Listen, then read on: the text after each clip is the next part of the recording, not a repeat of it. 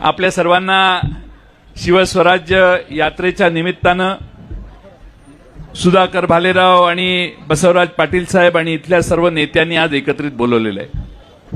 माझ्या आधीच्या सगळ्या वक्त्यांनी बऱ्यापैकी सर्वच गोष्टींवर प्रकाश टाकलेला आहे। या मतदारसंघात गद्दारी झाली, पवार साहेबांनी ज्यांच्यावर विश्वास ठेवलेला त्यांनी दगा दिला आणि मराठी माणसाला सगळं खपतं, पण गद्दारी, फसवणूक आणि दगा कधी खपत नाही आणि त्याचं प्रायश्चित्त त्यांना देण्याची कामगिरी उद्याच्या विधानसभेत तुम्हा सगळ्यांना करायची आहे।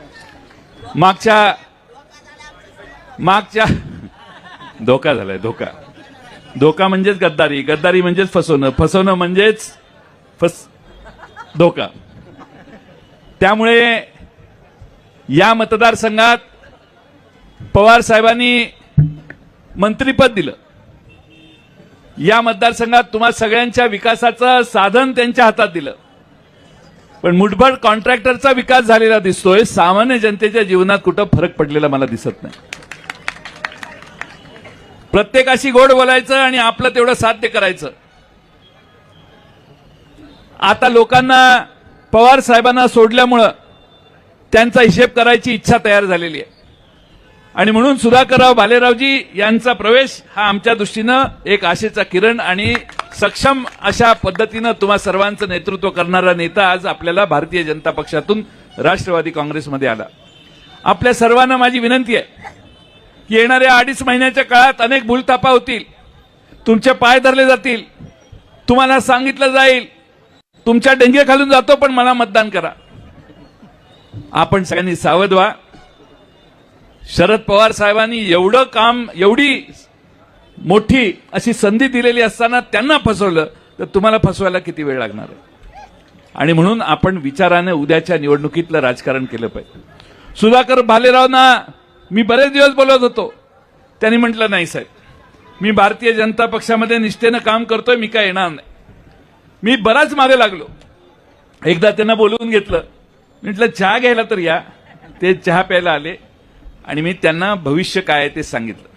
ते म्हटले तुम्ही जे भविष्य सांगता तसं झालं तर मग मी येतो। म्हटलं नक्की? हो म्हटले। लोकसभेनंतर ते त्याप्रमाणे आपल्या पक्षामध्ये आले, म्हणून आम्ही त्यांचं सगळ्यांचं स्वागत केलं। आज मी त्यांना विनंती केली, जरा थोडा कार्यक्रम करा, मोठा करू नका। का करू नका? तर पवार साहेब अजून येणार आहेत। पवार साहेब येतील त्यावेळी तुमच्या प्रमुख मैदानात आपण सभा करायची आहे। ते म्हटले मग मी कुठं करू? रस्त्यावर टाका मांडव म्हटलं, पण काय बिघडत नाही, आपली सभा लय मोठी करू नका। त्यामुळं पवार साहेब ज्यावेळी येतील त्यावेळी शिवाजीरावजी जरा मोठा कार्यक्रम आपण करू, त्यावेळी आणखीन काय हिशेब असेल तो त्यावेळी जास्त पद्धतीनं बोलू। पण माझी आपणाला विनंती आहे की हा मतदारसंघ राष्ट्रवादी काँग्रेसनं यापूर्वी लढवलेला आहे। स्वर्गीय चंद्रशेखर भोसले इथनं आमदार होते। या मतदारसंघामध्ये आपल्या सगळ्यांच्या कृपेने पुन्हा एकदा राष्ट्रवादी काँग्रेस शरदचंद्र पवार पक्षाचा तुतारी वाजवणाऱ्या माणसाच्या चिन्हावर आमदार आपल्याला करायचाच आहे आणि त्यासाठी तुम्ही सगळ्यांनी जबाबदारीनं काम करायला सुरुवात केली पाहिजे। नवं जुनं असा फरक न करता, मान अपमान थोडेसे बाजूला ठेवून, गावागावात आपली पार्टी एकसंघ करून, जे तिकडे गेले असतील ते परत येत असतील तर त्यांना परत घेऊन आपल्याला ताकदीनं लढायचं काम करा। कारण समोरचा हा तोंडाने, प्रयत्नाने आणि कामानं नाही तर पैशानं लढणारा माणूस आहे। किती अमाप पूर येतोय, लोकसभेला बघितलं असेल आपण, लोकसभेला किती पूर आला पैशाचा। आमच्या विरोधकांना पैशाची काही कमी नाही, पैशाचं झाड त्यांच्या घरी लावलंय का काय अशी आता मला शंका यायला लागली। पण महाराष्ट्रात मगाशी सुप्रियाताईंनी सांगितलं, अमोल कोल्हेंनी सांगितलं, महाराष्ट्रातली माणसं पैशाला भुलत नाहीत आणि ह्यांनी पैसे कुठल्या मार्गाने मिळवलेत याचाही आता महाराष्ट्राच्या जनतेला अभ्यास झालेला आहे। अनेक मार्ग, अनेक पद्धती, अनेक व्यवस्था आहेत। मोठी मोठी टेंडर द्यायची, त्यातून कॉन्ट्रॅक्टरकडून काही ना काही मिळेल अशी व्यवस्था करायची आणि त्यातून एखाद्या आमदाराने सांगितलं मी 1000 कोटीची कामं आणली, तर आता माणसं मागं मोबाईलवर कॅल्क्युलेटर काढतात आणि 1000 गुणिले 20% एवढे पैसे मिळाले, कधी 30%। आमदार तसं टक्केवारी बदलते, 20%, 30%। म्हणजे यांनी मतदारसंघासाठी कामं आणली का पैसे गोळा करण्यासाठी या कामाचा उपयोग होतोय, याची शंका महाराष्ट्रातल्या जनतेला आज मनापासून यायला लागलेली। आणि म्हणून आपल्या सगळ्यांना माझी विनंती आहे आपला महाराष्ट्रामध्ये विधानसभेतही आम्ही हे सांगितलं, अनेक योजना जाहीर व्हायला लागल्या आहेत, अनेक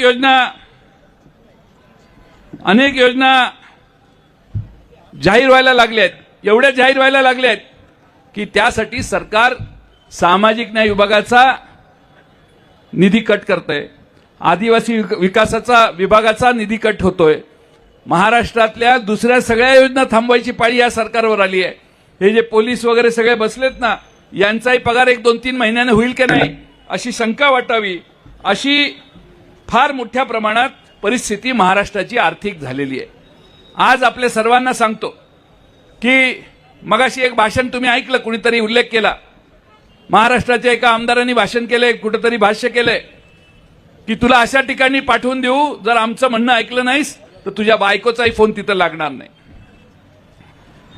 पोलीस अधिकाऱ्याला असं बोलणं, महाराष्ट्रातल्या सगळ्या पोलीस अधिकाऱ्यांना माझी विनंती आहे, तुम्हाला अशी दम देणारी राज्यकर्ते सापडलेले आहेत, तुम्हाला दम देऊन तुम्हाला पाहिजे तिकडे अशी बदली करू म्हणून सांगणारे राज्यकर्ते पाहिजेत का व्यवस्थित नियमाने नीतीनं वागणारे राज्यकर्ते पाहिजेत, हे महाराष्ट्रातल्या सरकारी कर्मचाऱ्यांनी आता विचार केला पाहिजे. महाराष्ट्रातल्या सरकारी कर्मचाऱ्यांच्या समोर हे आव्हान आहे, या सगळ्या भ्रष्ट मार्गाने काम करणाऱ्या लोकांच्या बरोबर सहानुभूती ठेवायची का सहानुभूती शरद पवार साहेब, उद्धव ठाकरे आणि काँग्रेस पक्षाच्या मागे ठेवायची, हेही आव्हान महाराष्ट्रातल्या सगळ्या ब्युरोक्रेसी आणि सगळ्या अधिकाऱ्यांच्या समोर आहे. एक म्हणतो पाहिजे तिथं तुला असं घालतो की तुझ्या बायकोचाच तुला फोन येणार नाही, अशी भाषा कधी राज्यकर्त्यांची महाराष्ट्रात नव्हती. दुसरा म्हणतो डिसेंबरमध्ये आम्ही स्क्रुटिनी करणार आहे आणि स्क्रुटिनी केल्यावर एखाद्या मतदारसंघात 15,000 महिलांना मिळालं असेल तर ती हजार महिलांच्यावर संख्या आणायची धोरण यांच्या मनात दिसते. धमक्या देण्याचं काम चाललंय, आमच्या मताच्या पुढचं बटन दाबा, आमच्या चिन्हाच्या, नाहीतर आमच्या या सगळ्या योजना बंद होतील, अशी भीती महाराष्ट्रातल्या गोरगरिबांना घालू नका. आम्ही महाविकास आघाडीवाले सक्षम आहे असल्या योजना पुढे नेण्यासाठी किंबहुना त्यात वाढ करण्याचं काम आम्ही भविष्यकाळात करू, पण महाराष्ट्रातल्या जनतेला धमक्या देऊ नका. आणि तिसरा एक आमदार म्हणतो की दिलेले पैसे परत काढून घेण्याची देखील आमची ताकद आहे. म्हणजे भारतीय जनता पक्ष कोणत्या नीतीनं चाललाय याचा तुम्ही मित्रांनो अभ्यास करा. आपण प्रामाणिकपणाने विचार करा. आज महाराष्ट्रातल्या सगळ्या योजना थांबवून ठराविक योजनांच्याकडे हे पैसे वाटपाचं काम चालू आहे आणि हे पैसे वाटपाचं काम डोळे झाकून का करतायत, तर मतं पाहिजेत, मतं मिळाल्यानंतर हे स्क्रुटिनी करणार आणि ही योजना बंद करणार. पण तुम्हा सगळ्यांना मी सांगतो, महाराष्ट्रातल्या बऱ्याच ठिकाणी मी जाऊन आलोय, उद्याचं राजकारण हे बदलणार आहे. लोकसभेच्या निवडणुकीमध्ये 48 पैकी 31 ठिकाणी भारतीय जनता पक्ष आणि त्यांच्या या दोन मित्रांचा पराभव झालेला आहे. उद्याच्या राजकारणात महाविकास आघाडीच्या मागे आपण उभं राहायचं हा निर्धार जनतेने केलेला आहे. म्हणून आता हे सांगत सुटलेत की चुकीचं नॅरेटिव्ह सांगितलं. मगाशी त्या मुद्द्यांवर कुणीतरी बोललं म्हणून मी जास्त बोलत नाही, पण तुमचेच खासदारांचे उमेदवार, खासदारकीचे उमेदवार भाषणं करत होते, आम्हाला डॉक्टर बाबासाहेब आंबेडकरांचं दिल्लीला जाऊन घटना बदलायचं काम करायचं, या राज्यातल्या आणि देशातल्या गोरगरीब जनतेला धाकात ठेवायचं, अल्पसंख्याक समाजाला प्रेशर खाली ठेवायचं, हे काम यांनी केलं. भारतातल्या जनतेनं ठरवलं हे 400 पार 400 पार 400 पार म्हणतात, ह्यांना आताच रोखण्याची गरज आहे. तुम्हा सगळ्यांच्या ताकदीनं यांचा वारू 240च्या आत थांबला. म्हणून आता मनासारखं काही करता येणार नाही. म्हणून भेट कुणाची, तर नितीश कुमारची, चंद्रबाबू नायडूची, आणि त्यांच्या टेकून ह्यांनी परत सरकार केलं. माझी त्यालाही तक्रार नाही, पण तुमच्या माहितीसाठी सांगतो, चंद्रबाबू नायडू 6 महिन्यापूर्वी यांच्या विरोधात होते. त्याला ईडी बीडी सगळं घालून त्या तिथल्या स्थानिक मुख्यमंत्र्यांनी चंद्रबाबूला तुरुंगात ठेवला, तरी यांनी त्याला बाहेर काढला नाही.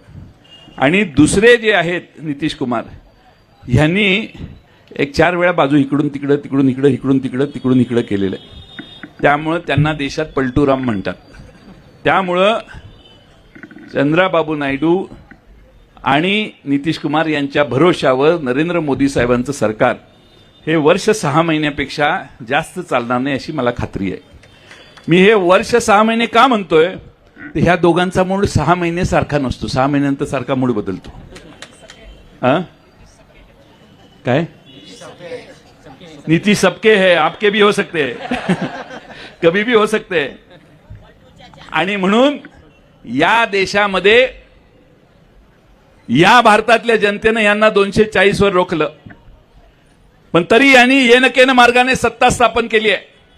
माझी महाराष्ट्रातल्या तुम्हा सगळ्या जनतेला विनंती आहे की घटना बदलायचं यांच्या मनात पाप आहेच, हे किती म्हटले तरी. 1952 सालापासून जेव्हापासून डॉक्टर बाबासाहेब आंबेडकर साहेबांनी घटना लिहिली तेव्हापासून या घटनेला विरोधी लोक करतायत.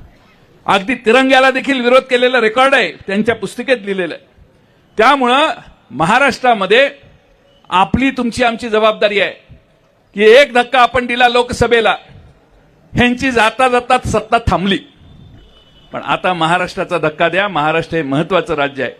यांच्या हातातून महाराष्ट्र काढून घेतला तर पुन्हा कधी देशात दिल्लीत भारतीय जनता पक्ष निवडून येणार नाही. आणि त्याची खात्री करण्यासाठी उद्याच्या निवडणुकीत महाराष्ट्रातनं भारतीय जनता पक्ष आणि त्यांचे हे दोघं मित्र हद्दपार करण्याची तुम्हा आम्हा सगळ्यांची जबाबदारी.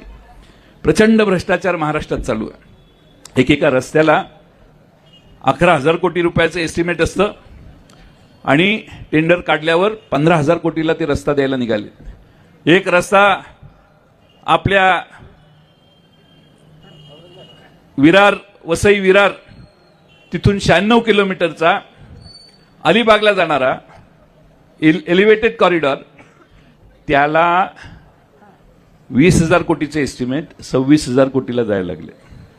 पहिल्या रस्त्याला 1 किलोमीटरला 83 कोटी रुपये आणि दुसऱ्या रस्त्याला 1 किलोमीटरला 273 कोटी रुपये.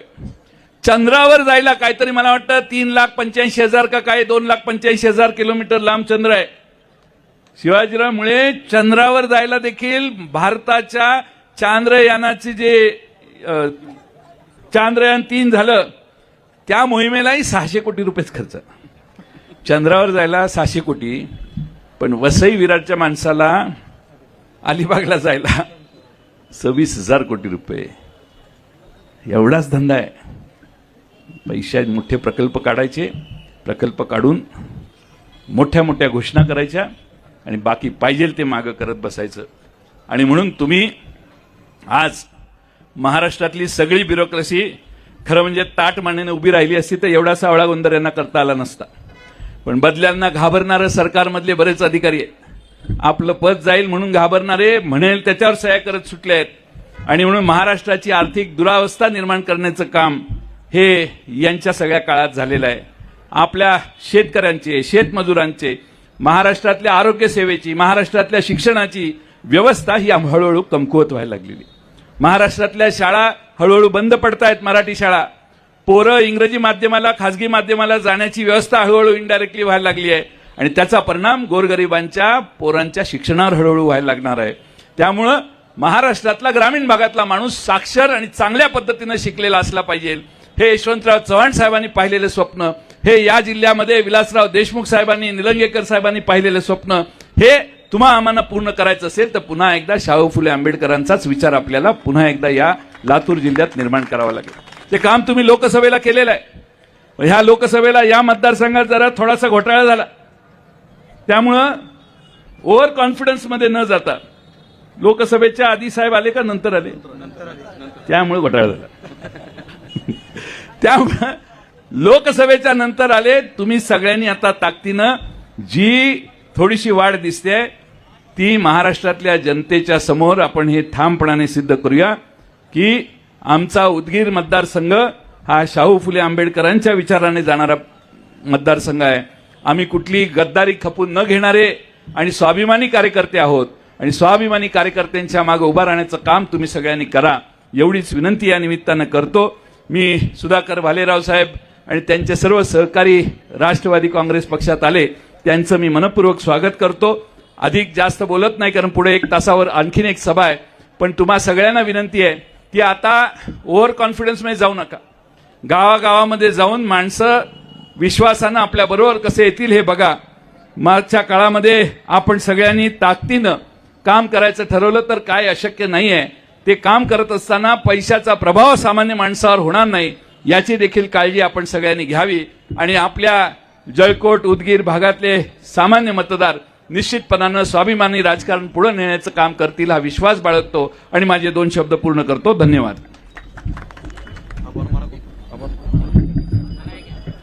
नहीं तेरा नशीमन